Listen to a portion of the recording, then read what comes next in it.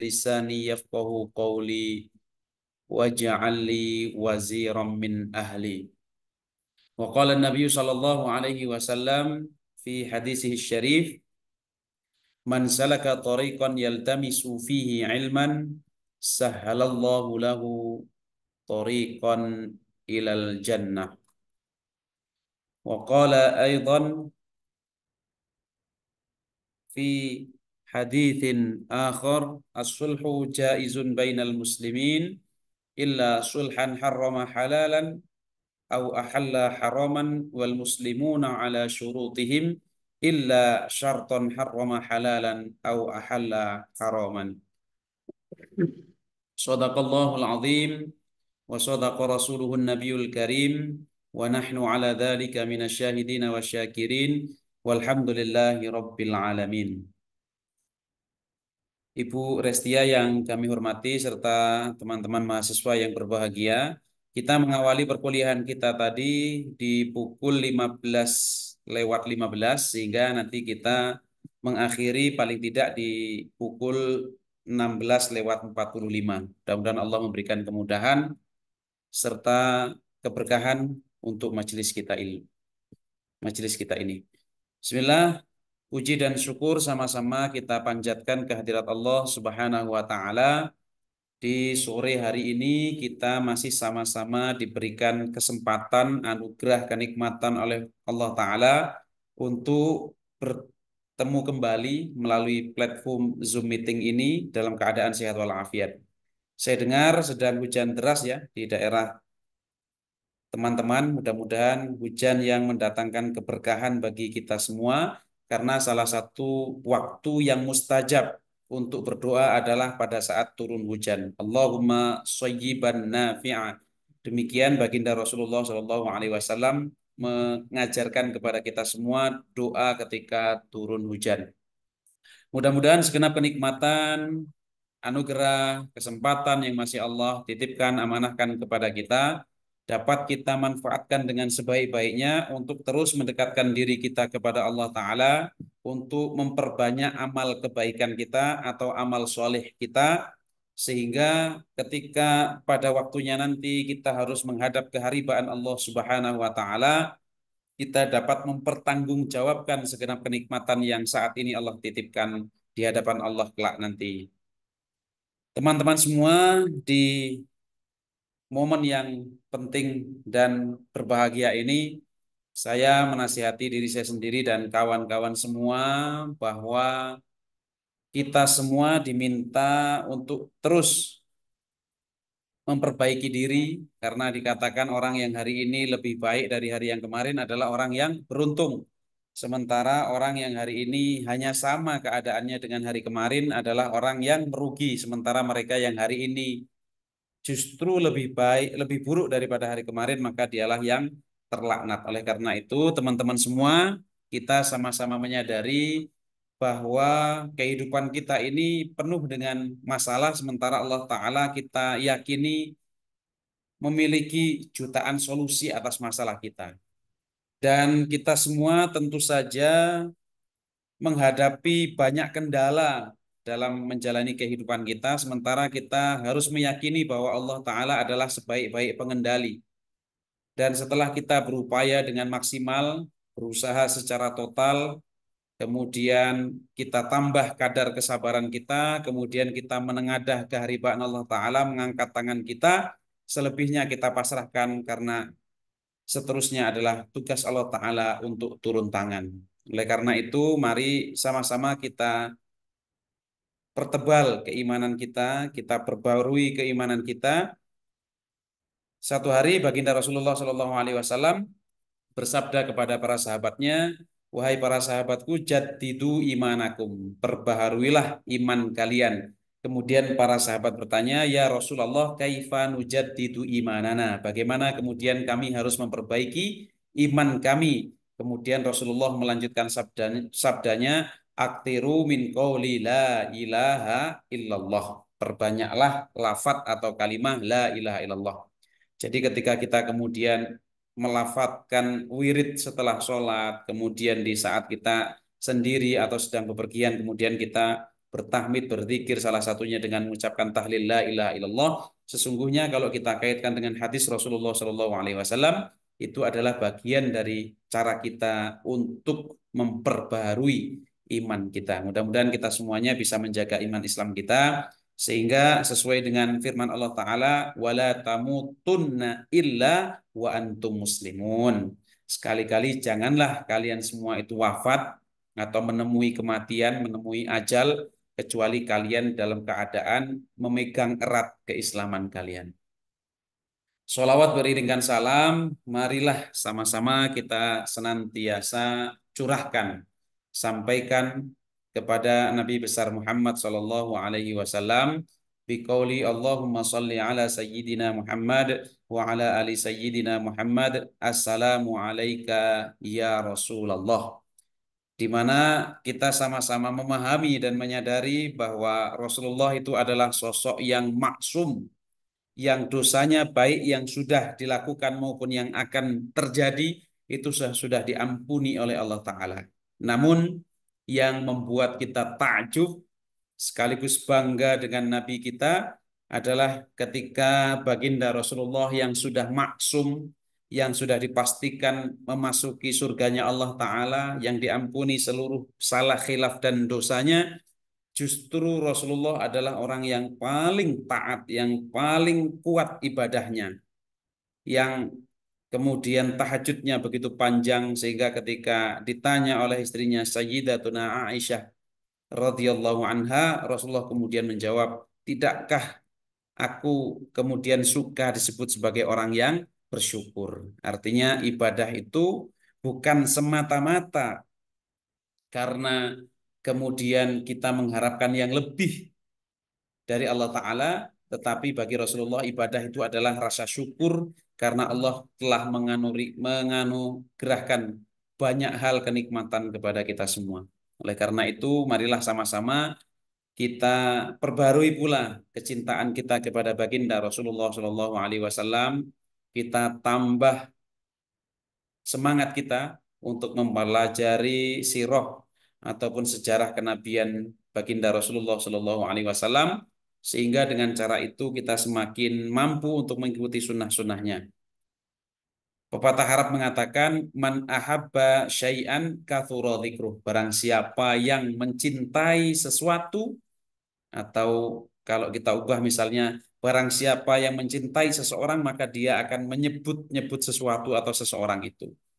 Salah satu bukti kita cinta kepada baginda Rasulullah Shallallahu Alaihi Wasallam adalah mudah kita menyebut nama Rasulullah, bersolawat atasnya, yang mudah-mudahan kalau kita termasuk orang-orang yang mencintai Rasulullah Shallallahu Alaihi Wasallam, sehingga Allah bukakan pintu hidayah bagi kita untuk mengikuti sunnah-sunnah Rasulullah Shallallahu Alaihi Wasallam, sehingga kelak kita semuanya diakui oleh baginda Rasulullah sebagai umatnya dan berhak atas syafaatnya di yaumil qiyamah nanti. Teman-teman yang berbahagia, alhamdulillah kita sudah sampai di pertemuan yang ketujuh ya. Di pertemuan ketujuh ini kita akan melanjutkan materi perkuliahan kita, dan itu artinya tersisa satu pertemuan lagi dengan saya.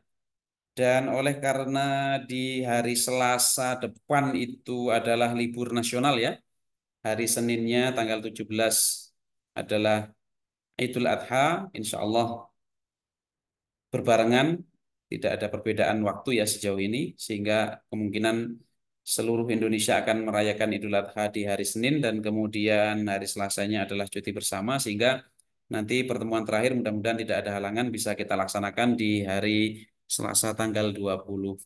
Mudah-mudahan demikian.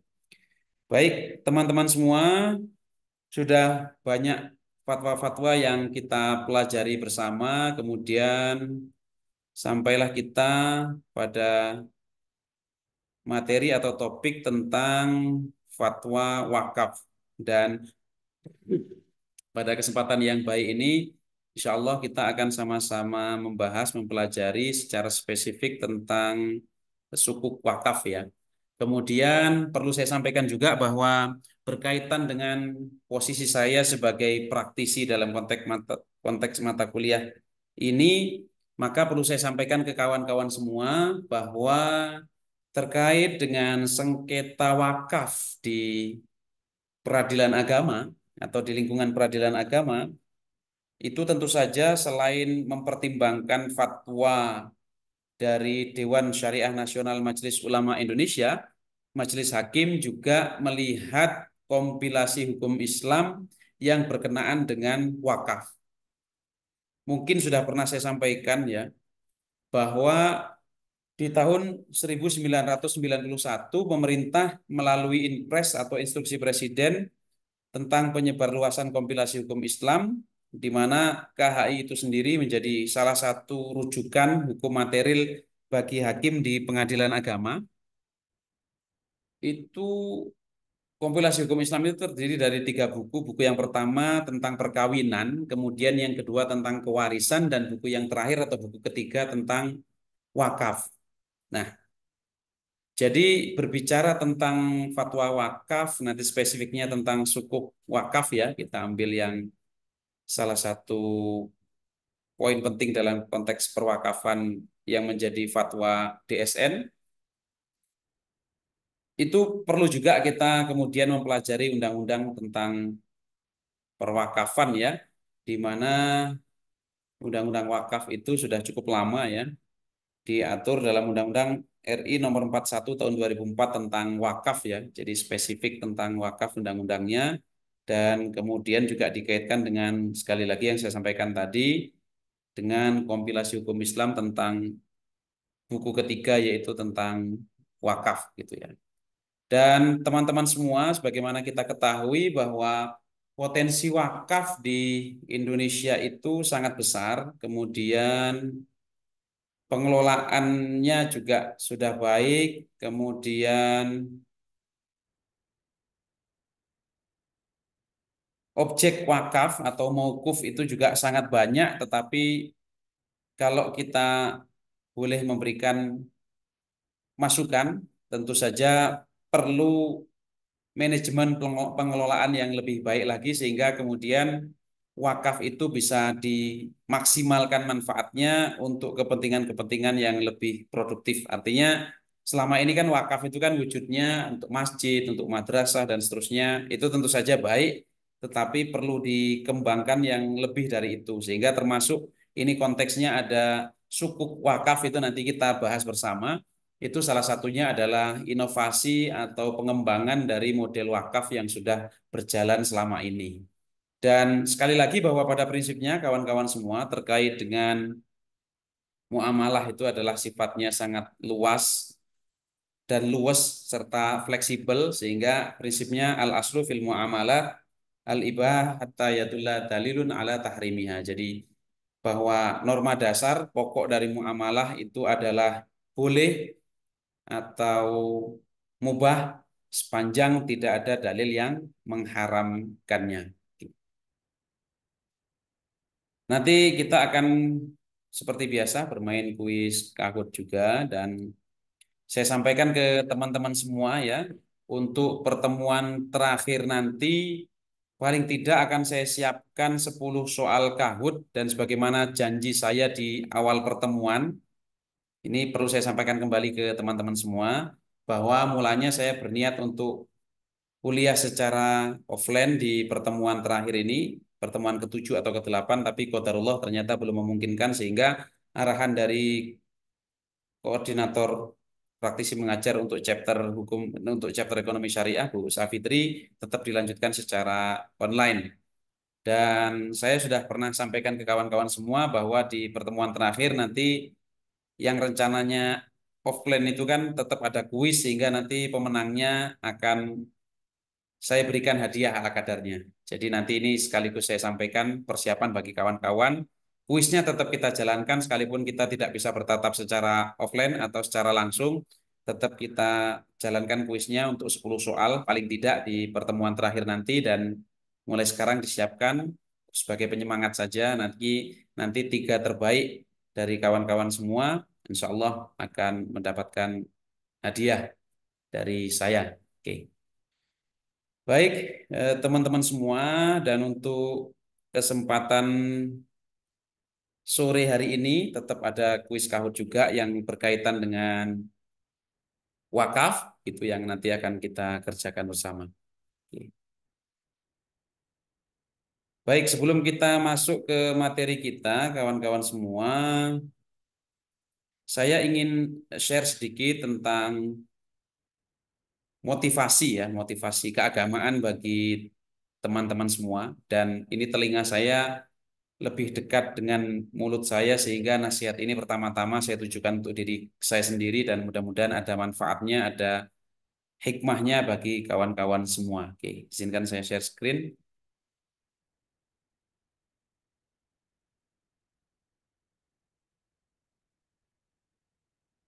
Oke, introduksi motivasi belajar saya kira sudah secara umum nanti fatwa wakaf dan khususnya sukuk wakaf kita pelajari bersama kuis Kahoot. Dan kemudian ini yang ingin saya sampaikan kepada kawan-kawan semua, rumusnya adalah D2GEL.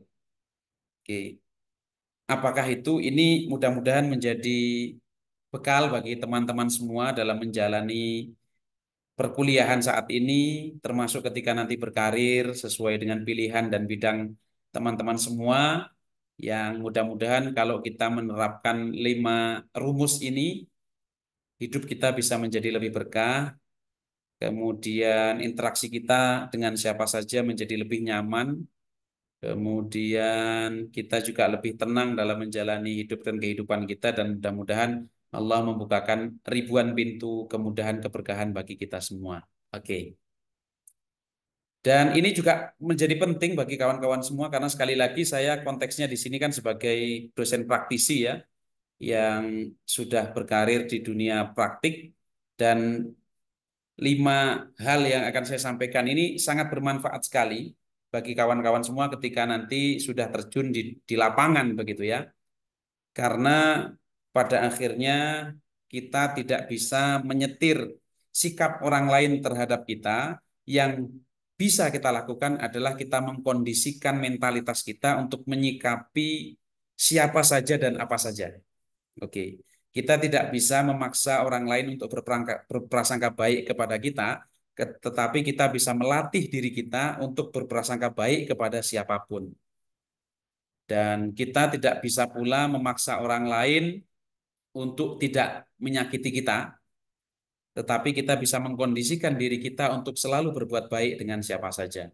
Oke, kita lihat yang pertama, kawan-kawan semua. Ini saya buat singkatan supaya mudah diingat ya.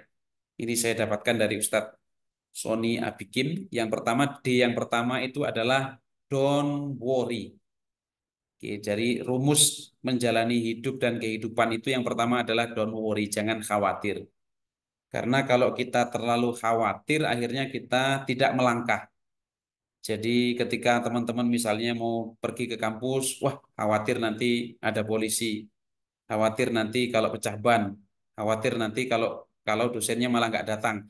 Kekhawatiran-kekhawatiran itu sesungguhnya adalah pikiran-pikiran negatif yang harus kita reduksi, harus kita eliminasi karena kekhawatiran yang berlebih itu menjadi penghambat bagi kita untuk maju. Gitu ya. Jadi intinya rumus yang pertama adalah don't worry. Jangan takut, jangan khawatir. Al-Quran menasihatkan kepada kita semua bahwa orang-orang yang beriman itu adalah la khaufun alaihim walahum yahzanun. Jadi orang-orang yang beriman itu tidak ada rasa takut bagi atau dalam diri mereka atas apa yang akan terjadi walahum yahzanun, dan tidak pula merasa menyesal atau bersedih atas apa yang sudah terjadi. Jadi kekhawatiran, kegalauan itu kan berarti terhadap sesuatu yang belum terjadi. Sementara rasa sedih yang berlebih itu biasanya terhadap sesuatu yang sudah terjadi. Oleh karena itu kalau kita ingin maju, ingin bahagia, maka lakukanlah segala hal yang membuat kita bahagia. Kalau pikiran kita ingin tenang, berarti kita harus mengeliminir hal-hal yang membuat pikiran kita tidak tenang. Jadi rumus yang pertama, teman-teman semua adalah don't worry. Kemudian rumus yang kedua ini, kalau teman-teman menjalani kehidupan di dunia kerja, di masyarakat, di keluarga, ini penting ini. Don't hate. Jadi jangan membenci. Dan kebencian yang bercokol di dalam diri kita itu sesungguhnya adalah juga penyakit hati yang kalau tidak segera dieliminasi, bahkan dikatakan dalam hadis itu orang yang benci, yang hasad, yang dengki itu kan ibarat api yang memakan kayu bakar. Itu menggambarkan betapa kemudian kebencian itu bisa menghanguskan pahala-pahala kebaikan kita. Makanya don't hate, sehingga kita nyaman untuk menjalani pergaulan sosial kita, karena kita mencoba untuk meminimalisir atau bahkan menghilangkan rasa benci yang ada di dalam diri kita kepada siapa saja. Kemudian rumus yang ketiga, teman-teman semua adalah give more. Give more, jadi lebih banyak memberi. Betul bahwa rumus kehidupan yang seimbang itu adalah take and give atau give and take. Jadi kita mengambil sekaligus kita memberi. Ketika kita memberi maka kita iringi dengan mengambil. Tetapi yang tepat adalah give more. Jadi memberi yang lebih terhadap kehidupan ini. Karena ketika kita fokus untuk lebih banyak memberi, itu sesuai dengan sabda baginda Rasulullah SAW. Jadi al-yadul ulya khairun minal yadis sufla, bahwa tangan di atas itu lebih baik daripada tangan di bawah. Ini kan hadis yang maknanya sangat filosofis ya. Bukan berarti ketika kemudian orang meminta tapi memintanya dari atas sehingga menjadi lebih mulia, tidak. Tapi ini adalah gambaran bahwa umumnya tangan yang di atas itu adalah dia yang memberi, sementara tangan di bawah itu adalah yang meminta. Sehingga Islam mengajarkan kepada kita tentang kemandirian ekonomi dengan berwirausaha dan lain sebagainya, yang pada akhirnya memotivasi kita untuk lebih banyak memberi. Kalau boleh memilih antara si kaya yang bersyukur dengan miskin yang sabar, dalam beberapa hal yang kita baca sesungguhnya prefer atau lebih disenangi adalah yang kaya yang bersyukur, karena yang kaya itu lebih mungkin untuk memberikan manfaat kepada banyak orang, lebih mungkin untuk menyenangkan banyak orang, dan lebih mungkin untuk memberi yang lebih banyak lagi tadi. Give more. Jadi yang pertama don't worry, yang kedua don't hate, yang ketiga give more. Kemudian yang E ini kira-kira apa teman-teman? Expectless. Jadi kepada manusia itu semestinya kalau kita ingin hidupnya tenang, ingin hidupnya nyaman, ingin hidupnya tidak dihantui oleh rasa kekhawatiran yang berlebih, maka kita expectless. Jadi tidak banyak berharap. Jadi tidak berlebihan dalam mengharapkan sesuatu dari orang lain. Karena berharap kepada manusia adalah patah hati yang disengaja. Karena manusia dia yang berjanji, seringkali dialah yang mengingkari. Dia yang memulai, tapi dia kemudian lupa untuk mengakhiri dengan baik. Dia yang kemudian menyemangati kita, tapi di saat yang lain dia justru mendowngrade semangat kita. Oke. Jadi expectless kalau kepada manusia hendaknya kita turunkan ekspektasi kita. Karena dengan demikian kita menjadi enak, menjadi nyaman karena tidak banyak berharap begitu ya. Pengharapan kita yang paling paripurna adalah kepada Allah Ta'ala. Maka di surat Al-Ikhlas itu Allahus Somad. Allah sebagai tempat kita bergantung. Apapun itu. Maka saya katakan kalau kita curhat kepada manusia, oke, kita bisa berpesan kepadanya untuk tidak menceritakan curhatan kita kepada siapa saja. Tapi tidak ada jaminan bahwa esok, lusa, minggu depan, bulan depan, dia tidak kemudian menceritakan apa yang kita curhatkan tadi. Artinya seringkali tidak amanah dan bocor. Tapi kalau kita curhatnya kepada Allah Ta'ala, mudah-mudahan Allah memberikan jutaan solusi tadi. Kita punya ribuan masalah, Allah memiliki jutaan solusi. Dan kalau curhatnya kepada Allah Ta'ala, tentu saja tidak akan pernah bocor. Begitu ya. Dan yang berikutnya, teman-teman semua, rumus terakhir adalah life simply. Jadi hidup dengan sederhana, tidak memaksakan, tidak berlebihan, sehingga dengan hidup secara sederhana ini membuat kita nyaman, enak, tidak semata-mata kita mengikuti gengsi, tapi harus juga menyesuaikan dengan kebutuhan.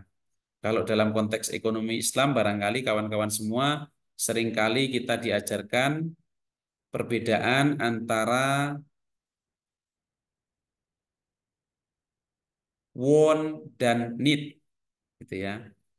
Jadi harus pandai untuk membedakan mana yang want dan mana yang need. Want itu semata-mata keinginan yang seringkali yang mendorong itu semua adalah nafsu dan ego kita, sementara need itu adalah kebutuhan yang memang basisnya adalah pertimbangan yang matang, betul-betul itu adalah kebutuhan primer yang harus segera dipenuhi, yang kalau tidak dipenuhi maka akan menimbulkan masalah-masalah yang lebih pelik di kemudian hari. Oke. Baik itu sebagai pengantar, penyemangat, pemacu dan pemicu bagi kawan-kawan semua yang saya selalu berharap dan mendoakan kawan-kawan semua bisa tetap semangat, terus mengembangkan keilmuan, menambah jejaring atau network di mana Islam mengajarkan kepada kita untuk memperluas jaringan silaturahim kita. Bahkan kepada mereka yang memutuskan silaturahim saja, Islam mengajarkan kepada kita untuk menyambung kembali atau silman qata'ak. Baik, selanjutnya sebagai pengantar materi dan pendalaman, langsung kita masuk ke kuis terlebih dahulu ya, teman-teman. Silakan disiapkan device-nya, ada 5 soal Kahoot yang sudah saya siapkan.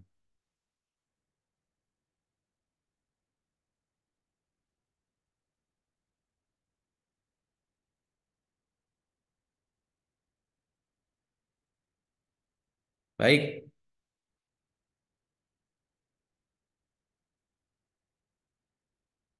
oke, kita tunggu PIN-nya. Oke, silakan teman-teman semua.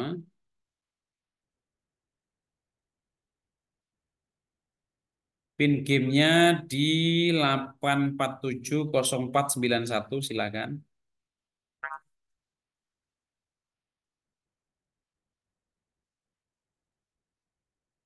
Ya, di sore hari ini silakan bagi teman-teman yang kuliahnya sambil minum kopi atau minum teh atau makan coklat, silakan supaya tetap fresh dan bisa maksimal mengikuti perkuliahan kita. Mbak Sasa sudah join, the first woman joining this game, silakan. Yang lain disusul.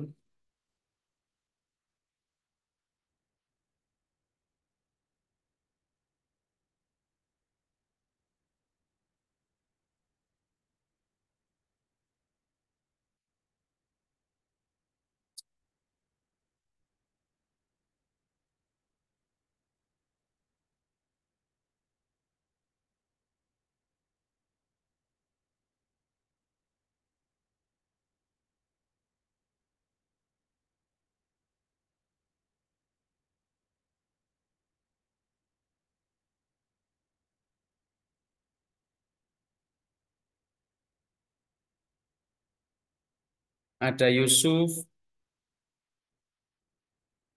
ada Dila, ada Nazwa, Ridho, Sasa, silakan yang lain. Bagi yang baru bergabung, silakan juga langsung menyesuaikan.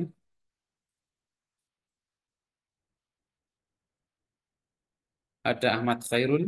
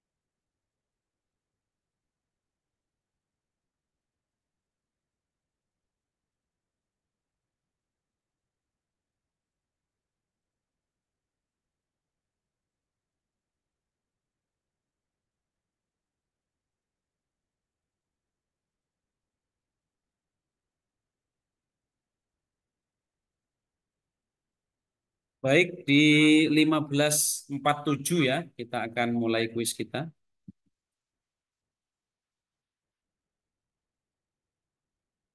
Oke, sudah 15.47. Nanti yang belum bergabung sambil jalan ya.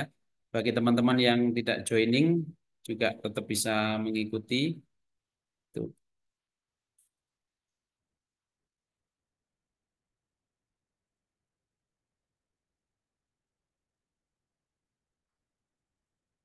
Baik, konsentrasi teman-teman semua. Soal pertama,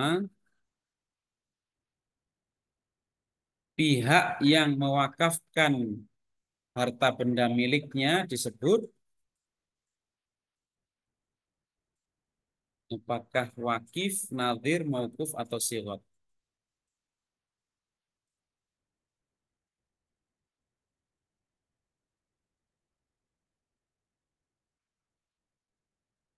Baik, dari 6 peserta, alhamdulillah ada 4 yang menjawab benar ya. Jadi pihak yang mewakafkan harta bendanya atau harta miliknya disebut dengan wakif. Jadi wakif ini kalau orang belajar bahasa Arab namanya fa'il dia. Wakif berarti orang yang mewakafkan. Kemudian yang diwakafkan itu berarti mauquf, sementara nazir itu pengelola harta wakaf, kemudian sighot itu ya berarti dia serah terimanya tadi, ikrar ikrar wakafnya. Itu yang dimaksud dengan rukun wakaf itu ada wakif, mauquf, nazir, kemudian sighot. Oke, baik. Kita lihat ya sambil teman-teman ingat-ingat ini terkait dengan wakaf. Ya, ada Naswa di skor 900, disusul Dila di 865 ya. Kemudian ada Ridho, Ahmad Khairul, Sasa. Oke. Soal nomor 2, teman-teman semua. Badan Wakaf Indonesia atau BWI disebut juga dengan, nah ini bahasa Arab ini.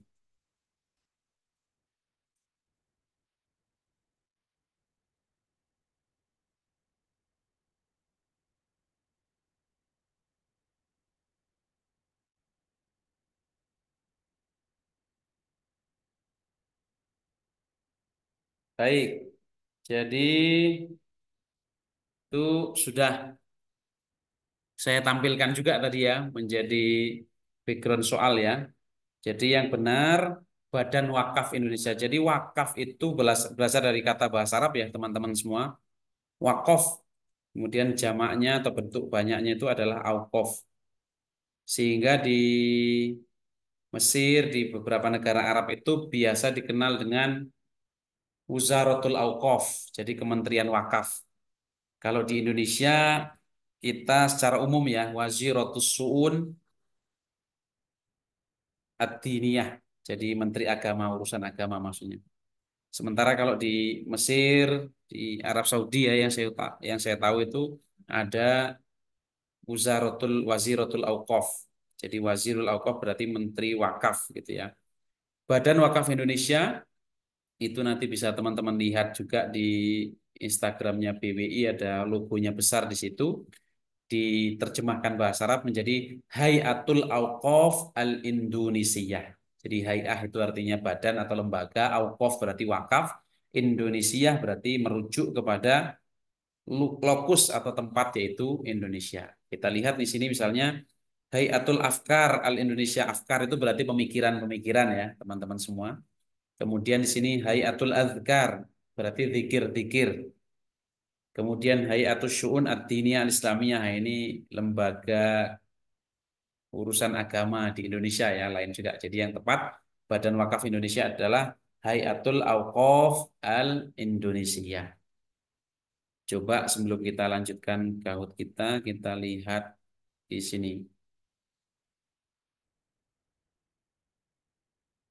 Oke, kawan-kawan semua ya, di sini terlihat nanti bisa diikuti Instagramnya BWI atau Badan Wakaf Indonesia.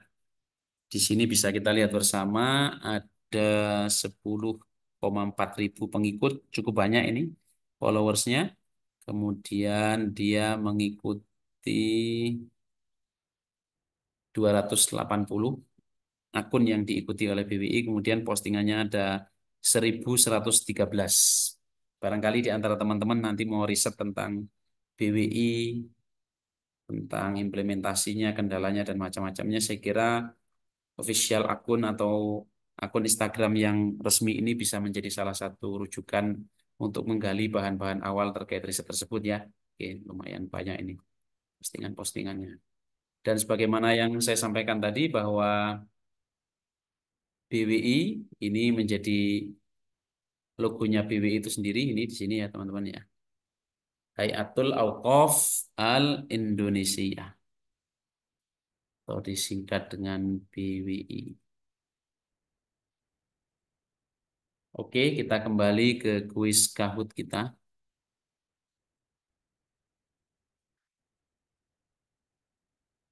Iya, sementara Dila masih memimpin, kemudian disusul oleh Naswa, Ahmad Khairul, Rito, dan Sasa. Kita lanjutkan soal ketiga ya, teman-teman. Oke, ini spesifik tentang sukuk sukuk wakaf ya. Sukuk wakaf adalah atau sama dengan sukuk yang diterbitkan guna mengoptimalkan manfaat aset wakaf dan atau imbal hasilnya untuk masolih al-amah, maksudnya kepentingan umum benar atau salah. Oke, dari 9 peserta, alhamdulillah kesembilannya menjawab benar ya. Oke, jadi terkait suku wakaf itu tujuannya teman-teman semua nanti kita bahas lebih lanjut di fatwa MUI-nya, diterbitkan dalam rangka atau guna mengoptimalkan manfaat aset wakaf gitu ya. Inilah bagian daripada inovasi tadi, dan nanti fatwa DSN memberikan batasan-batasan dan limitasinya sehingga tetap dalam koridor syariah gitu ya. Dan sekali lagi sukuk wakaf ini tujuannya adalah mengoptimalkan manfaat aset wakaf dan atau imbal hasilnya untuk masolih al-amah atau masalah al-amah untuk kepentingan kepentingan umum. Oke, nanti kita bisa bahas lebih lanjut di fatwa MUI-nya ya, teman-teman semua. Baik, Dila masih memimpin, ada Naswa, Khairul. Ini meskipun yang mendapatkan hadiah itu di pertemuan terakhir, teman-teman tetap semangat ya untuk yang kali ini ya. Ini anggap sebagai latihan dan mudah-mudahan bisa menambah wawasan bagi kawan-kawan semua. Dila mencatatkan jawaban beruntun dengan 3 jawaban benar. Wah, istimewa ini. Oke, masih dibayang-bayangi oleh Nazwa, Ahmad Khairul, dan Rito Sasa. Termasuk yang peringkat 6 dan seterusnya tidak menutup kemungkinan untuk kemudian naik level. Oke, next di soal keempat.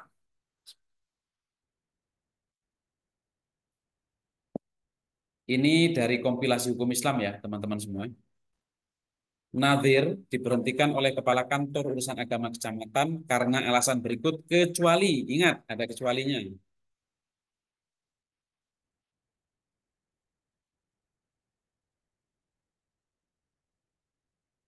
Baik. Ada yang menjawab tidak dapat menjalankan kewajibannya lagi sebagai nadhir. Oke, saya kira ini sudah jelas ya jawabannya ya. Artinya tanpa melihat kompilasi hukum Islam pun kita sudah bisa menganalisis kemungkinan jawabannya yang mana.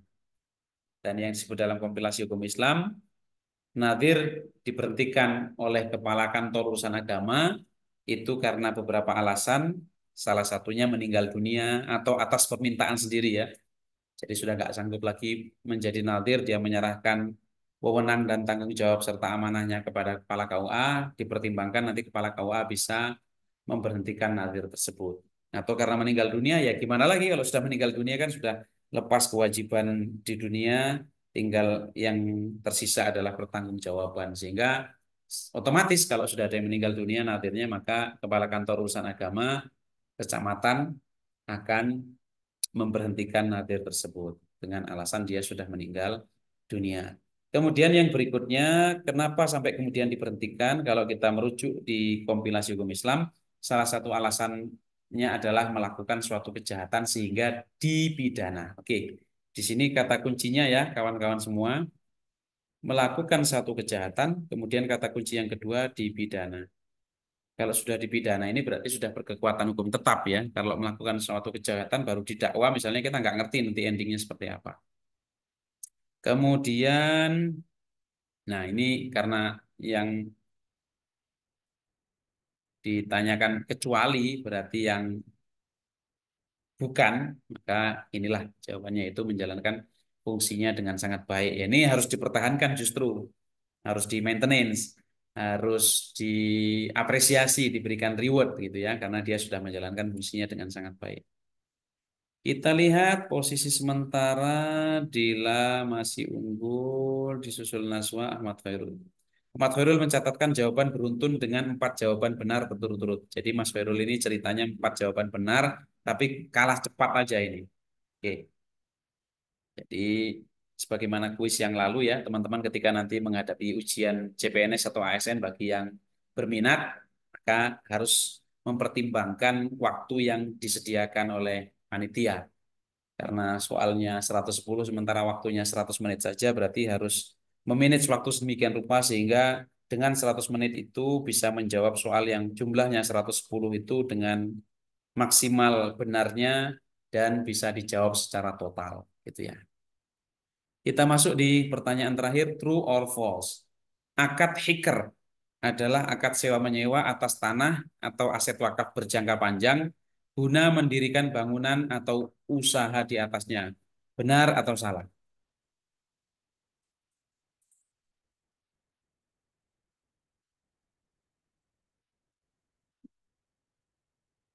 Oke, jadi jawabannya benar ya, teman-teman semua bahwa akad hikr nanti kita baca lebih jauh juga di Fatwa MUI adalah akad sewa menyewa atas tanah atau aset wakaf kuncinya berjangka panjang guna mendirikan bangunan atau usaha di atasnya. Kalau kemarin kita di pertemuan yang lalu membahas tentang pasar uang itu justru jangkanya harus pendek begitu ya. Nah ini kalau akad hikar ini sewa menyewa atas tanah atau aset wakaf berjangka panjang. Oke. Yang tujuannya adalah untuk mendirikan bangunan atau usaha di atasnya. Baik, 5 soal sudah kita kerjakan bersama. Kita lihat the final result. Jadi hasil akhirnya siapakah yang naik podium? Ada Naswa di posisi ketiga, disusul oleh Khairul di posisi kedua, dan the winner is Dila ya. Selamat teman-teman semua. Saya save dulu.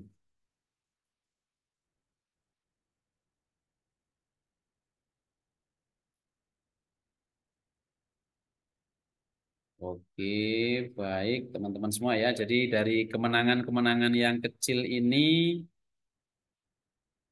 mudah-mudahan nanti akan berimbas pada kemenangan-kemenangan lain yang jauh lebih besar, ya. Oke, baik kawan-kawan semua. Berikutnya ini ingin saya sampaikan ke teman-teman semua, sebagaimana yang saya spill di awal tadi bahwa dalam konteks peradilan agama, kompilasi hukum Islam itu menjadi rujukan penting ya. Jadi isinya lumayan komplit dan kita coba bukakan untuk teman-teman semua.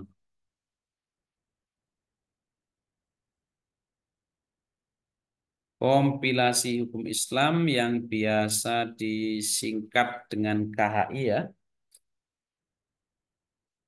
Oke, ini di halaman 31. Baik, kawan-kawan semua, jadi kompilasi hukum Islam itu tadi sudah saya jadikan background ya untuk cover kompilasi hukum Islam. Itu buku satu tentang hukum perkawinan. Ini teman-teman juga perlu tahu juga ya. Nanti kalau menjadi konsultan ekonomi syariah atau menjadi direktur perbankan syariah atau menjadi direktur lembaga keuangan syariah lainnya, maka menjadi tahu tentang aturan-aturan yang biasa dirujuk oleh hakim pengadilan agama. Kira-kira begitu ya. Jadi buku satu tentang hukum perkawinan cukup lengkap dari bab satu dan seterusnya. Kemudian setelah itu nanti masuk di sekitar pasal berapa itu ya.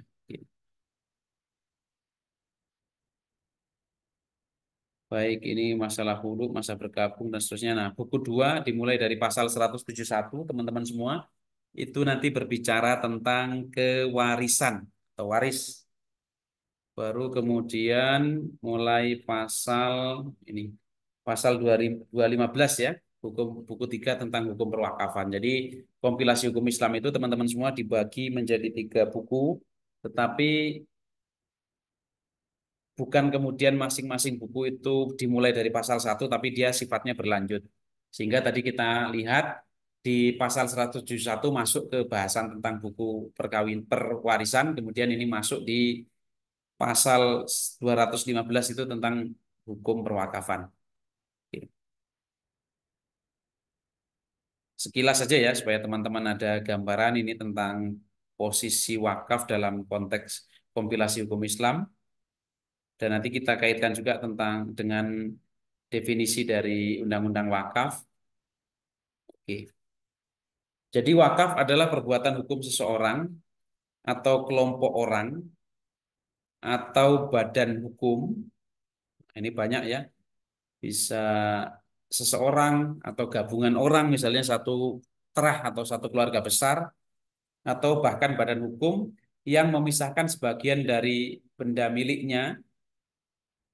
Jadi misalnya Fulan atau Fulanah punya 10 hektar, yang 1 hektar dipisahkan berarti, dan melembagakannya untuk selama-lamanya guna kepentingan ibadah atau keperluan umum lainnya sesuai dengan ajaran Islam. Jadi diwakafkan untuk kepentingan umat, mendirikan pesantren, mendirikan masjid, mendirikan sekolah, mendirikan pabrik yang kemudian memproduksi Al-Quran, kitab-kitab keagamaan, dan lain sebagainya. Oke.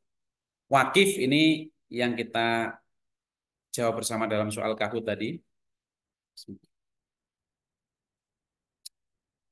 Wakif adalah orang atau orang-orang atau badan hukum yang mewakafkan benda miliknya. Intinya wakif itu adalah subjek ya, subjek. Kemudian ikror atau ikrar adalah pernyataan kehendak dari wakif untuk mewakafkan benda miliknya. Oke. Dan itu bisa secara lisan maupun tertulis begitu ya. Kalau kita berwakaf secara online melalui platform katakanlah misalnya Bank Syariah Indonesia, melalui internet bankingnya atau mobile bankingnya, itu biasanya nanti ada checklist yang menyatakan bahwa kita sudah mengikrarkan sesuatu. Kemudian benda wakaf atau maukuf ya, berarti objek ini. Berbicara tentang objek adalah segala benda, baik benda bergerak atau tidak bergerak. Uang memiliki, ini bukan uang ya. Benda bergerak atau tidak bergerak ini salah salah ketik ini. Benda bergerak atau tidak bergerak yang memiliki daya tahan yang tidak hanya sekali dipakai dan bernilai menurut ajaran Islam. Jadi harus jelas nilai barangnya itu, baik dia bergerak maupun tidak bergerak, dan bisa dimanfaatkan dalam waktu yang lama dan berkali-kali, kira-kira begitu. Kemudian nadir tadi terkait dengan nadir yang berpotensi untuk diberhentikan oleh KUA kecamatan, ya otomatis ya kalau kantor urusan kecamatan, urusan agama itu levelnya di kecamatan, kalau di kabupaten kota namanya Kemenak, kantor Kemenak, kantor Kementerian Agama, kemudian di provinsi namanya Kanwil Kemenak, kantor wilayah Kementerian Agama. Di pusat namanya Kementerian Agama yang dipimpin oleh menteri. Oke, nadhir itu adalah sekelompok orang atau badan hukum yang diserahi tugas pemeliharaan dan pengurusan benda wakaf. Oke, tadi makanya rukun wakaf tadi ada wakif, ada maukuf, ada ikror, ada ikrar atau sigot, ada nadhir. Kemudian ada namanya PPAIW, Pejabat Pembuat Akta Ikrar Wakaf. Adalah petugas pemerintah yang diangkat berdasarkan peraturan-peraturan yang berlaku, berkewajiban menerima ikrar dan wakif dan menyerahkannya kepada nazir serta melakukan pengawasan untuk pelestarian pewakafannya. Itu biasanya yaitu tadi dari KUA tadi ya teman-teman semua ya. Pejabat pembuat ikrar wakaf seperti dimaksud dalam ayat 6 diangkat dan diberhentikan oleh Menteri Agama. Oke. Kemudian fungsi, unsur-unsur dan syarat-syarat wakaf kita baca secara cepat saja ya ini supaya paling tidak teman-teman punya gambaran ini tentang posisi wakaf dalam konteks kompilasi hukum Islam. Fungsi unsur-unsur syarat-syarat wakaf juga dibahas.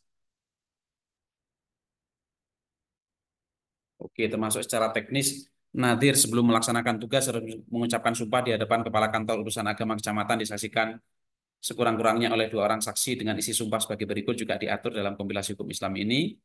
Kemudian jumlah nadirnya, kewajiban dan hak-hak nadir. Nah, ini yang saya maksud tadi, pasal 221 ya. Nadir diberhentikan oleh Kepala Kantor Urusan Agama dengan alasan meninggal dunia atas permintaan sendiri, tidak menjalankan kewajibannya lagi sebagai nadir atau melakukan suatu kejahatan sehingga dipidana.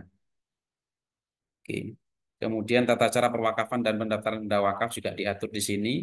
Perubahan, penyelesaian dan pengawasan benda wakaf juga sama diatur. Penyelesaian penyelesaian perselisihan benda wakaf. Oke, ini penting teman-teman semua. Inilah mengapa yang saya sampaikan tadi bahwa sengketa wakaf nanti juga salah satu rujukan hukum materialnya itu adalah kompilasi hukum Islam.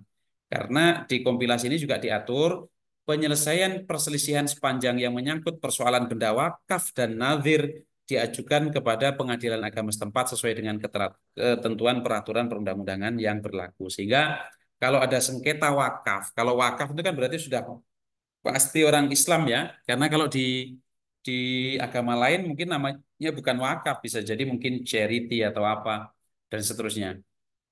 Maka ketika ada orang bersengketa wakaf, murni wakaf, kemudian mengajukan sengketanya ke pengadilan negeri, seharusnya secara kompetensi pengadilan negeri harus menyatakan tidak berwenang secara absolut ya. Oke. Karena di sini juga disebut penyelesaian perselisihan sepanjang yang menyangkut persoalan benda wakaf dan nadhir diajukan kepada pengadilan agama setempat sesuai dengan ketentuan peraturan perundang-undangan yang berlaku. Kemudian kita lihat lagi tentang pengawasan. Pengawasan terhadap pelaksanaan tugas dan tanggung jawab nadhir dilakukan secara bersama-sama oleh Kepala Kantor Urusan Agama Kecamatan, Majelis Ulama Kecamatan, dan Pengadilan Agama yang mewilayahinya. Tapi harus teman-teman pahami ya, bahwa Kepala Kantor Urusan Agama atau KUA itu adanya di masing-masing kecamatan. Sementara kalau Pengadilan Agama itu adanya di masing-masing kabupaten kota. Jadi di satu kabupaten atau kota itu bisa jadi ada lebih dari 5 KUA, tetapi pengadilannya hanya satu. Oke. Kemudian ketentuan peralihan, perwakafan benda, demikian pula pengurusannya yang terjadi sebelum dikeluarkannya ketentuan ini harus dilaporkan dan didaftarkan kepada kantor urusan agama kecamatan setempat untuk disesuaikan dengan ketentuan-ketentuan ini dan seterusnya. Oke.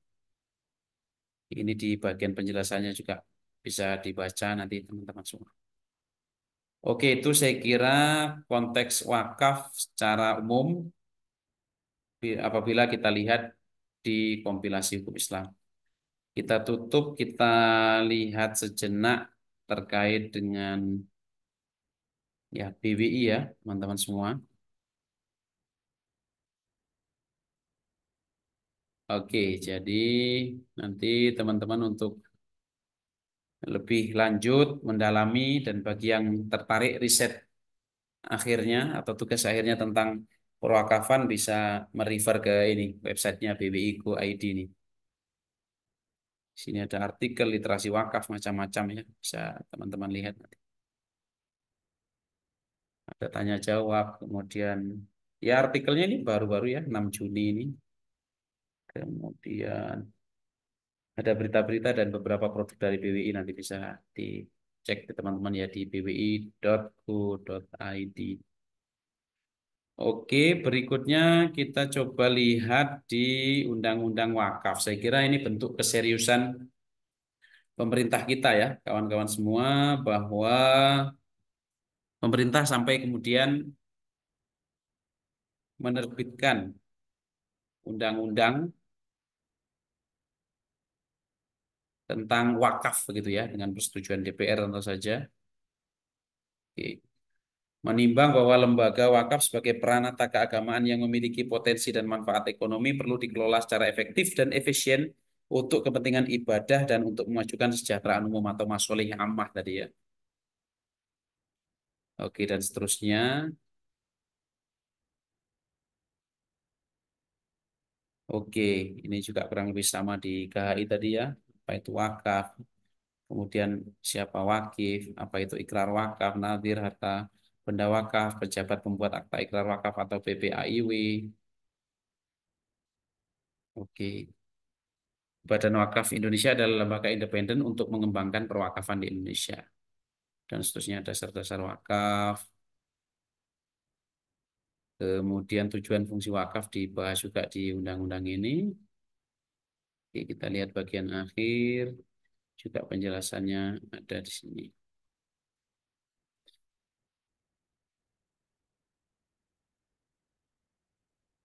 Oke. Baik itu sama ya, penjelasan dan ketentuan umum. Oke, ini masih presidennya Pak SBY ketika itu 27 Oktober 2004.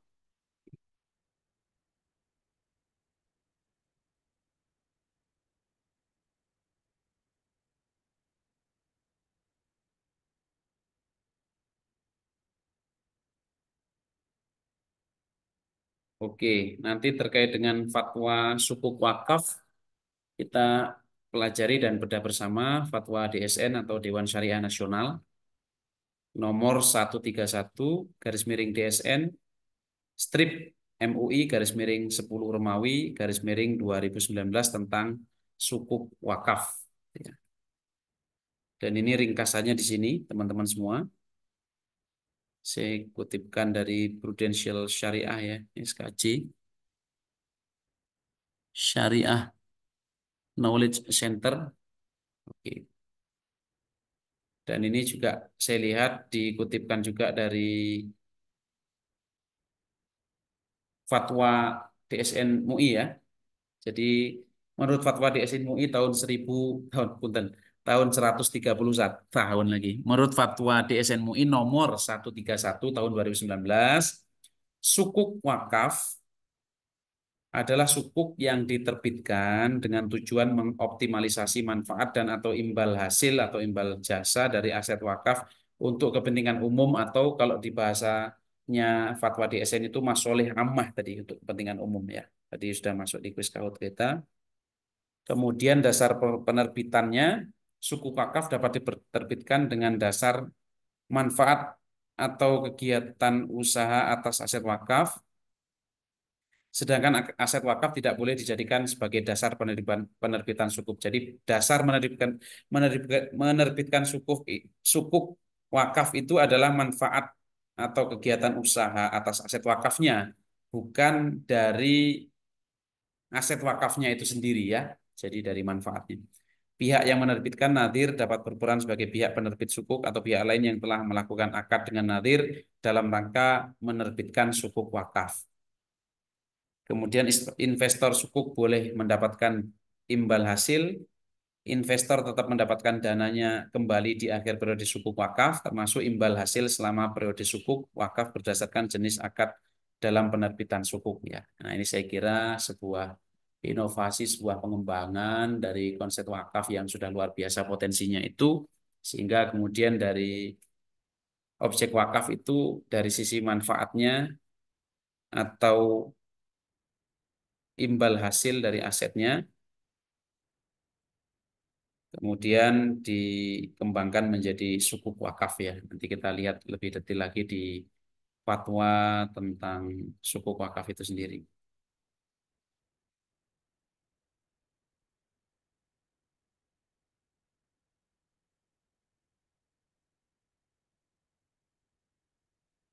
Baik, sekarang kita masuk di bagian fatwanya ya, teman-teman semua.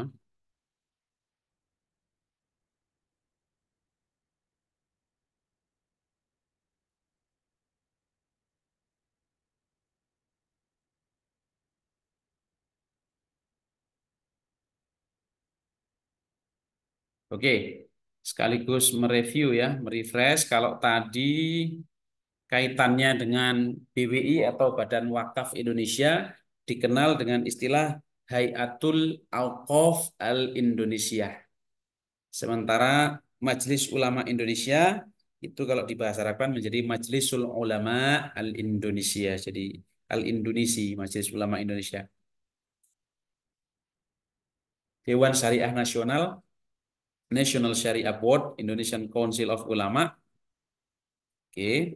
Kemudian di sini fatwa DSN MUI nomor 131 garis miring DSN strip MUI garis miring 10 garis miring 2019 ya. Cukup baru ini fatwa ini dibandingkan beberapa fatwa yang kita pelajari sebelumnya di tahun 2019 berarti sekitar 5 tahun yang lalu tentang suku wakaf. Kita lihat,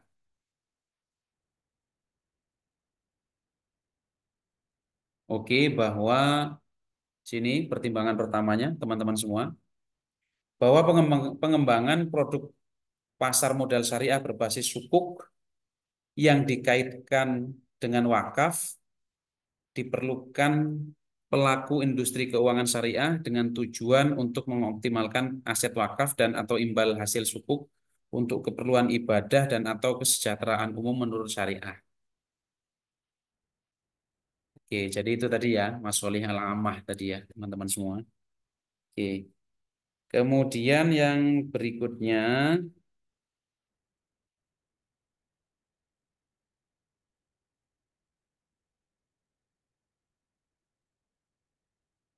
itu bahwa gowabit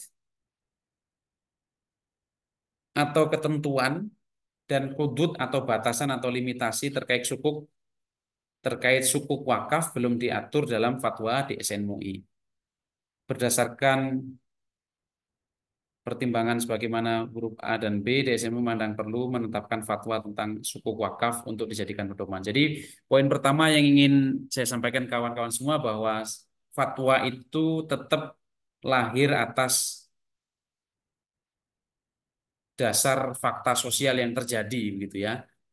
Jadi itulah yang namanya fatwa itu. Jadi ada pertimbangan awalnya seperti apa, kemudian hal-hal yang menjadi landasannya apa saja, ayat-ayat Quran yang berkaitan serta hadis-hadis yang relevan, kaidah-kaidah fikih yang kemudian relate dengan hal tersebut, maka kemudian disimpulkan di bagian akhirnya tentang substansi fatwanya.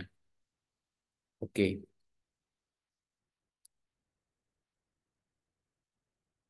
Oke, kemudian teman-teman semua, di sini ada beberapa firman Allah Ta'ala yang dijadikan dasar dalam penerbitan fatwa sukuk wakaf ini. Untuk ayat yang pertama, mohon dibantu saya untuk membacanya. Siapa kira-kira teman-teman di antara teman-teman?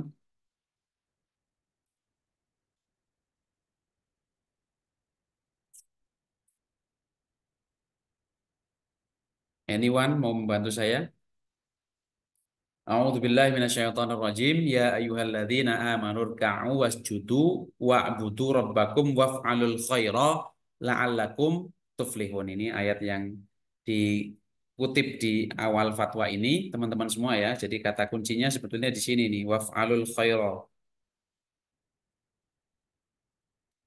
Jadi hai orang yang beriman, rukuklah, sujudlah dan sembahlah Tuhanmu dan berbuatlah kebaikan. Nah, waf'alul khaira di sini ini sebetulnya nanti yang sangat relate dengan konteks wakafnya itu. Agar kamu beruntung la'alakum tuflihun. Jadi di salah satu hadis itu Rasulullah SAW bersabda, ahabul a'mal ilallah sururun tudkhiluhu ala muslim au takshifu anhu kurbatan au taqdi anhu dainan au tatrudu anhu ju'an. Jadi empat hal yang sangat dicintai oleh Allah Ta'ala itu kita kemudian memasukkan rasa bahagia atau membahagiakan saudara kita sesama muslim, sederhananya begitu. Au taksifu anhu kurbatan, kita ringankan beban hidupnya. Au taqdi anhu dainan, atau kita lunasi sebagian hutangnya. Au tatrudu anhu ju'an, kita hilangkan rasa lapar yang dideritanya. Oke, jadi waf'alul khaira, berbuatlah kebaikan. Karena wakaf itu kan tadi kita baca di awal, dia melepaskan sebagian harta untuk dimanfaatkan demi kepentingan umat atau masolih al-ammah. Next, kita lihat.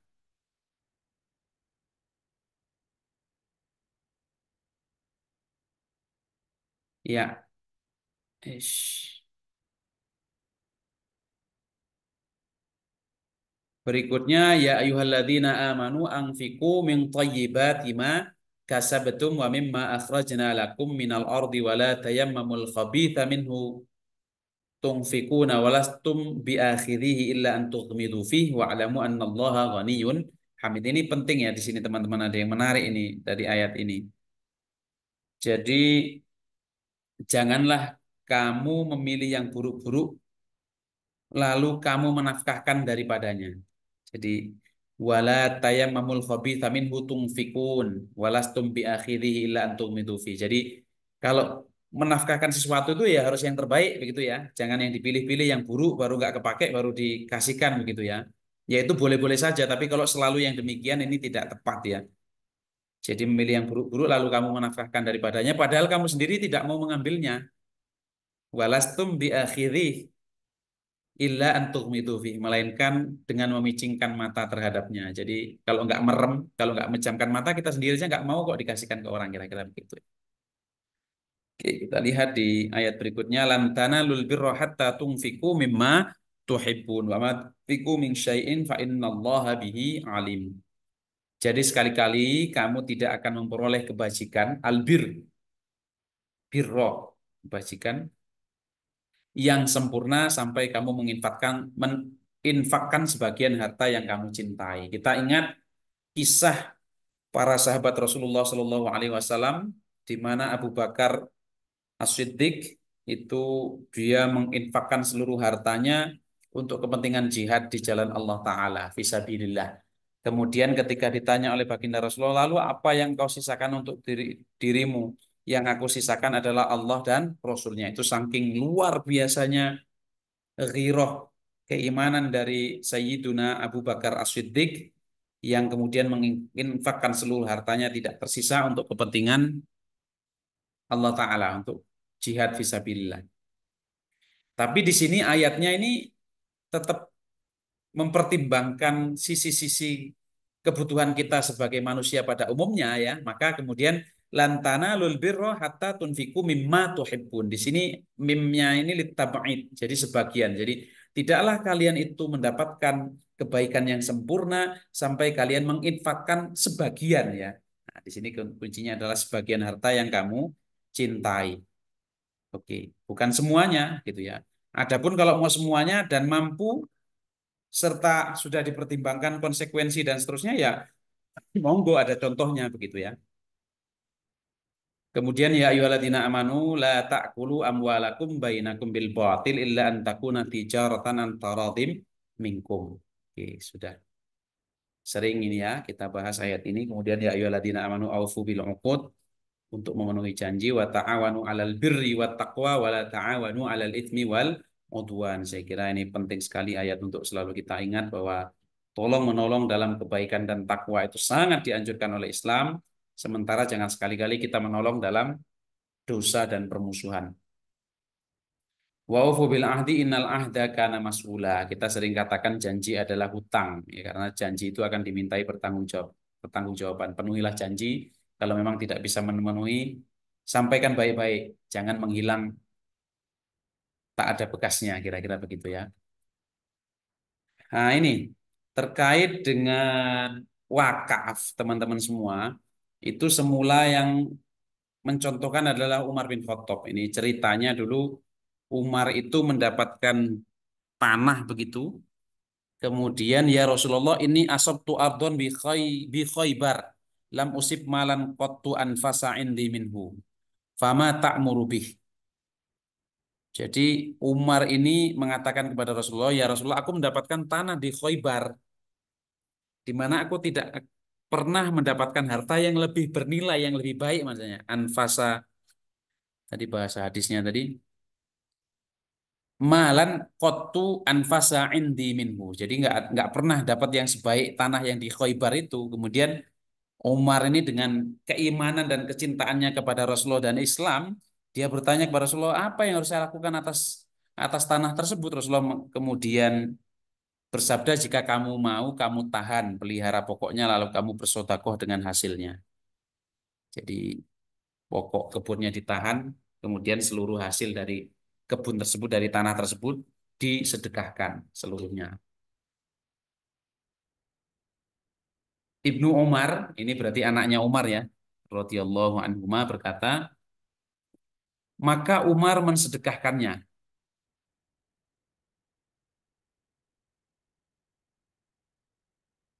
Umar mensedekahkan dari hasil tanah tersebut, maka Umar mensedekahkannya dengan ketentuan bahwa tanah tersebut tidak boleh dijual, tidak dihibahkan, dan tidak juga diwariskan. Itulah substansi dari wakaf ya teman-teman semua. Ia mensedekahkan hasilnya untuk para fakir, kerabat, untuk membebaskan budak, fisabilillah di jalan Allah, Ibnu Sabil, orang yang berjuang di jalan Allah. dan untuk menjamu tamu dan tidak dosa bagi orang yang mengurusnya untuk memakan darinya dengan cara yang ma'ruf atau wajar gitu. Ini berarti nadhirnya ya, dan untuk memberi makan orang lain bukan bermaksud menipunya dan seterusnya. Oke, ini hadis-hadis yang ini bisa teman-teman baca nanti ya, saya share nanti insya Allah. Kemudian ini juga masih sama sebagaimana yang saya bacakan di awal tadi bahwa prinsipnya suluh atau as-sulhu atau perjanjian atau kesepakatan atau kontrak atau di sini diistilahkan penyelesaian sengketa melalui musyawarah untuk mufakat boleh dilakukan. As-sulhu jaizun bainal muslimin illa sulhan harrama halalan au ahalla haraman wal muslimun ala syurutihim illa syartan harrama halalan au ahalla haraman. Oke, di sini juga disebut tentang ijma ulama di mana kawan-kawan semua jumhur ulama dari empat madhab yaitu Hanafiyah, Malikiyah, Syafi'iyah dan Hanabilah berpendapat bahwa wakaf hukumnya boleh dan bahkan mustahab ya. Mustahab berarti dicintai, dianjurkan itu sunnah. Kemudian di sini kaidah yang sangat sering dikutip yaitu al-aslu fil muamalat al-ibah illa ayyadulla dalilun ala tahrimiha. Kemudian ainama wujidatil maslahatu fatamma hukmullah. Di mana saja terdapat kemaslahatan di sana terdapat hukum Allah. Jadi wakaf yang kemudian dikembangkan, diinovasikan melalui sukuk wakaf itu di sana ada kemaslahatan, di sana ada kebaikan yang lebih, maka substansinya di sanalah ada hukum Allah Ta'ala. Lalu darul mafasid muqaddamun ala jalbil maswalih. Menghindarkan mafsadat atau kerusakan bahaya harus didahulukan atas mendatangkan kemaslahatan. Oke, nah ini terkait dengan al-hikr tadi ya, teman-teman yang kita bahas di kahut tadi. Muhammad Qadri Pasha dalam Qanun Al-Adl wal Insaf lil Qadha ala Muskilatil Awqaf.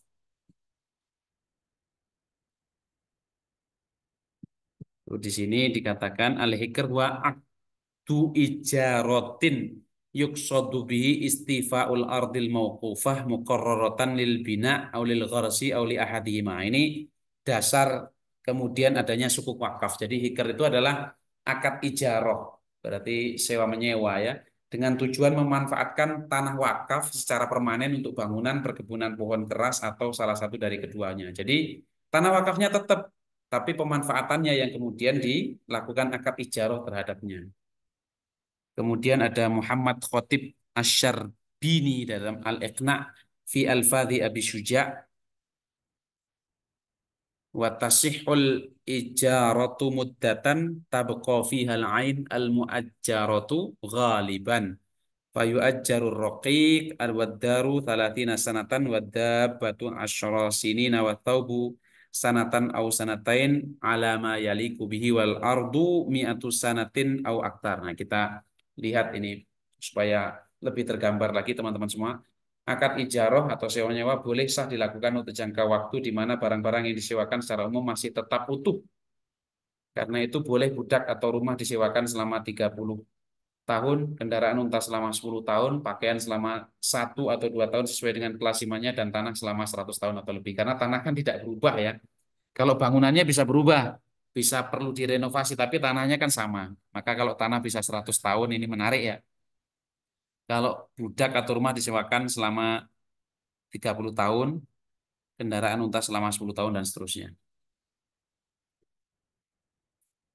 Oke, fatwa-fatwa yang lain yang berkenaan dengan itu, fatwa 20 tentang pedoman pelaksanaan investasi dana reksadana syariah, kemudian fatwa 32 2002 tentang obligasi syariah murabahah, bidang pasar modal dan seterusnya. Oke, kita masuk di bagian substansi wakaf tentang sukuk wakaf ya kawan-kawan semua. Sukuk adalah surat berharga syariah atau efek syariah berupa sertifikat atau bukti kepemilikan yang bernilai sama dan mewakili bagian kepemilikan yang tidak bisa ditentukan batas-batasnya atau musyak atas aset yang mendasarinya atau aset sukuk atau usul sukuk setelah diterimanya dana sukuk. Ditutupnya pemesanan dan dimulainya penggunaan dana sesuai dengan peruntukannya. Jadi kalau orang punya sukuk itu berarti kan dia memiliki bagian tertentu yang sebetulnya sulit juga untuk membedakan mana bagian dia gitu ya, karena dia mewakili bagian kepemilikan yang tidak bisa ditentukan batas-batasnya tadi gitu ya. Kemudian aset sukuk adalah aset yang menjadi dasar penerbitan sukuk yang terdiri dari aset berwujud al-a'yan, manfaat atas aset berwujud manafiul a'yan. Nah, ini supaya teman-teman juga terbiasa dengan istilah-istilah berbahasa Arabnya ya, karena memang tidak bisa kita mungkiri ya, namanya aja wakaf itu berasal dari bahasa Arab wak, al-waqfu ya, al-waqaf atau jamaknya al-auqaf. Maka tentu saja terminologi-terminologi teknis terkait dengan wakaf termasuk sukuk wakaf juga adalah terminologi yang barangkali ketika diterjemahkan dari istilah aslinya tidak bisa mengcover substansi makna dari bahasa Arabnya itu sendiri gitu ya. Oke. Kemudian aset sukuk itu adalah aset yang menjadi dasar penerbitan sukuk yang terdiri dari aset berwujud atau al-a'yan, manfaat atas aset berwujud atau manafiul a'yan, jasa atau al-khodamah, al-khodamat, aset proyek tertentu, maujudatul masru' al-muayyan, dan atau aset kegiatan investasi yang telah ditentukan nasyatul istismar al-khos. Istim, atau nasyat istimar khos. Oke, wakaf tadi ya kita kaitkan atau kita bandingkan dengan di KHI dan Undang-Undang Wakaf tahun 2004 bahwa wakaf adalah perbuatan hukum wakif untuk memisahkan dan atau menyerahkan sebagian harta benda miliknya untuk dimanfaatkan selamanya atau untuk jangka waktu tertentu sesuai dengan peruntukannya guna keperluan ibadah dan atau kesejahteraan umum ya. Saya kira jelas. Kemudian terkait dengan sukuk wakaf adalah sukuk yang diterbitkan dalam rangka mengoptimalkan, tadi sudah saya masukkan di kuis Kahoot kita ya. Pada intinya bahwa sukuk wakaf itu adalah sukuk yang diterbitkan dalam rangka untuk mengoptimalkan manfaat aset wakaf dan atau imbal hasilnya untuk kepentingan umum atau maslahil amah yang tidak bertentangan dengan prinsip-prinsip syariah. Oke, aset wakaf adalah harta benda yang menjadi objek wakaf. Kemudian manfaat aset wakaf adalah manfaat dari penggunaan aset wakaf itu sendiri. Oke, nanti lebih lanjut bisa teman-teman pelajari ya. Nah, nadir tadi kita kaitkan dengan rukun wakaf ya. Ada wakif, ada mauquf, ada nadir, ada sighot atau ikror. Nadir adalah pihak yang mengelola aset wakaf dari wakif. Jadi wakif atau yang berwakaf itu mewakafkan hartanya atau mauquf. Kemudian nadir yang menerima aset tersebut untuk kemudian dikelola dan dikembangkan sesuai dengan peruntukannya. Akad hikr adalah akad sewa menyewa, tadi sudah kita bahas di awal ya, atas tanah atau aset tanah berjangka panjang untuk mendirikan bangunan atau kegiatan usaha di atasnya. Jadi pemanfaatannya begitu ya. Jadi karena wakaf tidak mungkin dijual belikan, tidak mungkin diwariskan, tidak dihibahkan, tapi yang kemudian disewa adalah manfaat dari objek wakaf itu sendiri. Nah, ini penting teman-teman semua. Oke. Sukuk wakaf boleh diterbitkan dengan ketentuan sebagai berikut. Yang pertama, aset wakaf tidak boleh dijadikan dasar penerbitan sukuk. Jadi kalau orang mewakafkan tanah, itu tanahnya tidak boleh dijadikan dasar untuk menerbitkan sukuk atau surat berharga syariah. Jadi yang boleh itu adalah manfaat asetnya. Jadi ini kalau disewa, sekian dapatnya, kalau dijadikan tempat usaha, sekian potensinya, maka manfaat aset itulah yang kemudian dijadikan dasar untuk menerbitkan sukuk. Oke, jadi bukan substansi asetnya, tapi manfaat aset. Kemudian di sini ketentuan berikutnya, kegiatan usaha pada aset wakaf boleh dijadikan dasar penerbitan sukuk ya. Ini yang pada intinya kegiatannya bukan aset wakafnya yang digunakan untuk menerbitkan sukuk.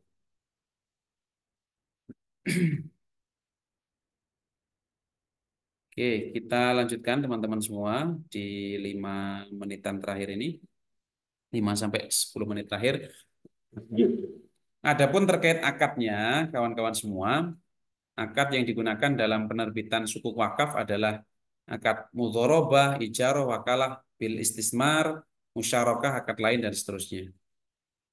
Kemudian terkait dengan nazir dalam dalam suku wakaf, yaitu dalam menerbitkan suku wakaf, nazir boleh berperan sebagai penerbit sukuk atau tidak sebagai penerbit buku. Jadi nazir punya opsi di sini ya, bisa sebagai penerbit sukuk dan atau bukan penerbitnya. Oke, kemudian terkait dengan skema sukuk, di sana ada investor atau sohibul mal melakukan akad mudharabah dengan mudharib, itu ya, atau orang yang mengelola. Yang bertindak sebagai mudharib adalah nadir ya, nadir tadi yang mengelola atau pihak ketiga yang menerbitkan sukuk. Dalam hal sukuk diterbitkan oleh nadir, maka kedudukan manfaat aset wakaf boleh disewa oleh entitas sukuk mudharabah dan seterusnya.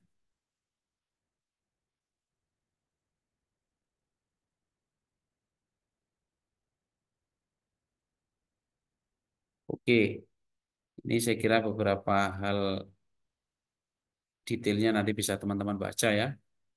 Oke, ketentuan penutup ini menjadi penting karena kaitannya dengan posisi saya sebagai praktisi di pengadilan agama ya. Penyelesaian sengketa wajib dilakukan sesuai dengan prinsip syariah dan peraturan perundang-undangan yang berlaku.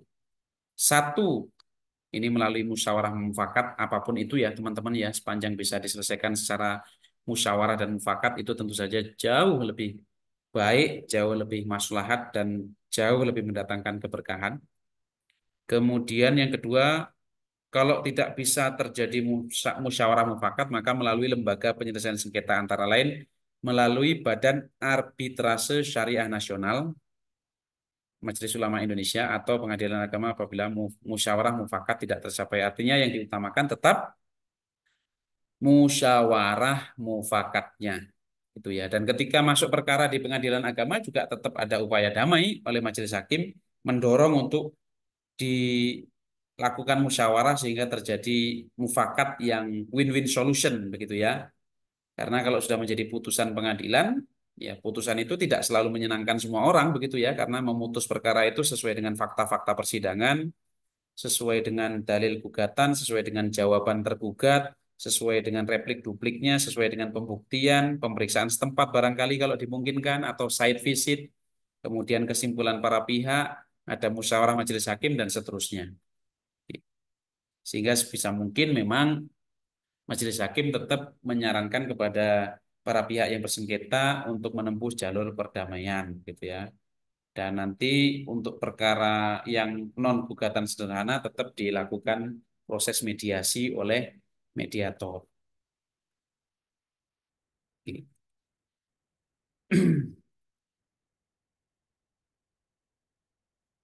Tadi saya sempat review sebuah video yang cukup menarik ya. Coba kita lihat bersama.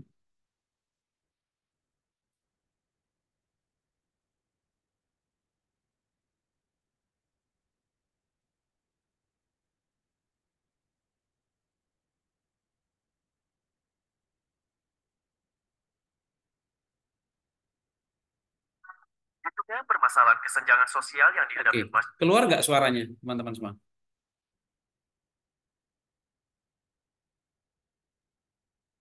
Suaranya terdengar nggak suara videonya? Terdengar Pak, terdengar. Oke, kita menjadi sangat penting dan strategis. Tidak hanya menjadi salah satu aspek ajaran Islam yang berdimensi spiritual, maka juga merupakan ajaran yang menekankan pentingnya kesejahteraan ekonomi di dalam masyarakat. Wakaf pertama dicontohkan oleh sahabat Rasulullah Shallallahu Alaihi Wasallam, Umar bin Khattab, yang mendapatkan sebidang tanah di Haibah. Umar bertanya kepada Rasulullah, wahai Rasulullah, saya belum pernah mendapatkan harta sebaik ini. Apa yang harus saya lakukan? Rasulullah bersabda, kau tahan tanah itu dan engkau sedekahkan hasilnya. Tidak dijual, tidak dihibahkan, dan tidak diwariskan. Lalu Umar menyedekahkan hasil pengelolaan tanah pada orang-orang fakir dan tidak dilarang bagi yang mengelola wakaf makan dari hasilnya dengan cara yang baik atau memberi makan orang lain dengan maksud tidak menumpuk harta. Indonesia memiliki potensi aset tanah wakaf yang cukup besar. Tercatat, 414 juta hektar luas tanah wakaf di Indonesia. Sayangnya, lebih dari 90% tanah wakaf tersebut hanya untuk makam, masjid, pesantren, dan sekolah Islam. Padahal, tanah-tanah tersebut berpotensi untuk dimanfaatkan menjadi aset yang lebih produktif untuk kemaslahatan umat yang lebih besar. Namun, diperlukan dana yang tidak sedikit untuk menjadikan tanah wakaf tersebut lebih produktif. Pengelola wakaf atau nazir memiliki keterbatasan sumber pendanaan dan akses kepada lembaga keuangan karena misalnya tanah wakaf tidak bisa dijadikan agunan pendanaan di lembaga keuangan. Dalam praktek keuangan syariah modern, sukuk adalah salah satu alternatif pendanaan melalui pasar keuangan syariah. Beberapa pihak dapat menjadi penerbit sukuk, misalnya pemerintah, swasta, korporasi, maupun badan usaha milik negara. Karena keunikan aset wakaf, BUMN berpotensi menerbitkan sukuk untuk pendanaan aset wakaf. Orientasi kepada pembangunan sarana dan prasarana publik untuk kepentingan masyarakat adalah salah satu tujuan BUMN yang disesuaikan dengan penggunaan aset wakaf yang berdimensi sosial. Bank Indonesia, Badan Wakaf Indonesia, dan Kementerian Keuangan menginisiasi pembahasan menghasilkan model sukuk wakaf yang dapat dimanfaatkan oleh BUMN. Sukuk ini akan memudahkan investor mendalamkan pasar keuangan syariah, melibatkan masyarakat, dan mendukung program pembangunan pemerintah.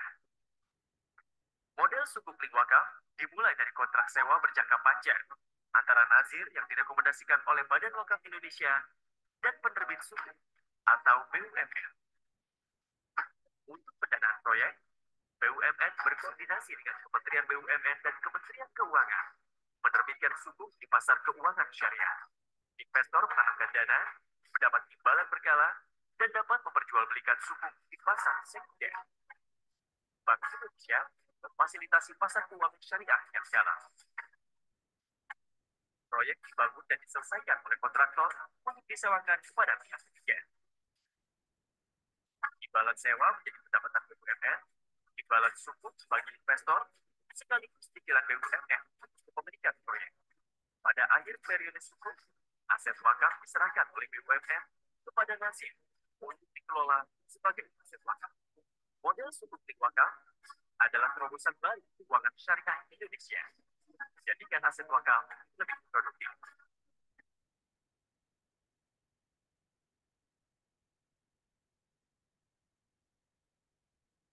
Apa itu cash wakaf link sukuk? Cash wakaf link sukuk atau sukuk wakaf merupakan program wakaf Baik, uang berjangka hasil dari kolaborasi dan inovasi di bidang keuangan. baik teman-teman semua ya, saya kira apa yang sudah kita saksikan bersama tadi bisa semakin menggambarkan tentang model atau proses atau sistem dari sukuk wakaf itu sendiri yang sekali lagi bahwa pengembangan-pengembangan atau modifikasi dalam konteks wakaf, kemudian surat berharga, sukuk, reksadana, dan macam-macam tadi, pasar modal syariah dan seterusnya itu dalam rangka untuk memberikan manfaat yang sebesar-besarnya bagi kepentingan umat manusia. Dan tadi juga kaitannya secara spesifik terkait wakaf ya, bahwa banyak sekali aset wakaf dan sementara pemanfaatannya masih konvensional begitu ya, sehingga dibutuhkan pengembangan-pengembangan sehingga objek wakaf itu sendiri bisa lebih membawa manfaat kepada kepada umat gitu ya. Kalau kemudian sebaik-baik manusia itu adalah yang paling bermanfaat bagi manusia lainnya, maka ketika orang mensedekahkan atau menginfakkan atau mewakafkan harta bendanya, yang paling terbaik adalah yang paling membawa manfaat bagi bagi umat manusia. Dan tadi juga sama sebagaimana yang kita bahas di fatwa tadi terkait dengan apa yang dicontohkan oleh Umar juga tadi dibahas di video singkat yang kita saksikan bersama. Saya kira itu untuk kuliah di sore hari ini mudah-mudahan membawa manfaat dan teman-teman serta kita semua terus belajar dan mempelajari lebih dalam lagi. Dan selebihnya saya serahkan kepada Bu Restia. Monggo, silakan Ibu. Baik, terima kasih Pak Samsul. Ya, sama-sama Ibu. Eh, Teman-teman, silahkan aktifkan kameranya absen terakhir ya, sebelum penutupan dari Pak Samsul.